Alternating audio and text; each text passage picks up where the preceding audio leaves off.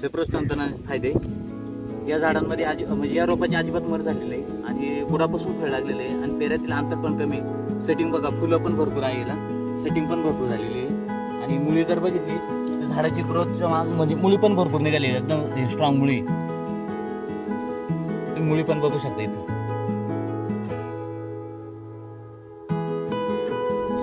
Drip application खूप कमी द्यावं लागलं, एकसारखे फुटवे, फळांची संख्या खूप आहे, कमी खर्चामध्ये फळ वगैरे सेटिंग भरपूर लागलेलं आहे. सेटिंगचे जास्त स्प्रे पण घेतलेले नाही आहे, तरी पण आपण बघू शकता की सेटिंग लागलेली आहे. एकसारखा फुटवा, एकसारखे पंजे यामध्ये बघायला भेटले आणि सगळं प्रत्येक पंजा हा सेट झालेला मला बघायला भेटला. म्हणजे मूळ फळ हे आपल्याला सगळीकडे बघायला भेटलं. जम्पिंग झाली नाही पहिली गोष्ट तर, आणि दुसरी गोष्ट झाडांमधला फुटवा बुडापासूनच फुटवा धरला झाड आहे. आणि त्याच्यानंतर हे जे काही पेरे जास्त वाढताना, आता समजा काय होतं, पेरे झाडातले पेऱ्याचा अंतर कधी कधी लईच होऊन जातो, त्याच्यामुळे मग ते फळाला समस्या येते. तर यावेळेस मला तशी काहीच समस्या जाणवली नाही. आणि चौथी गोष्ट म्हणजे प्लॉटनी जास्त खर्च पण घेतला.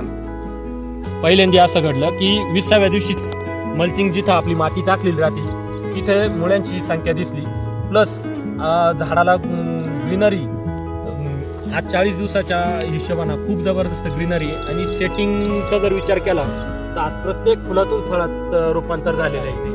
पहिलं वर्ष असं आलं का एक सुद्धा मर झाली नाही.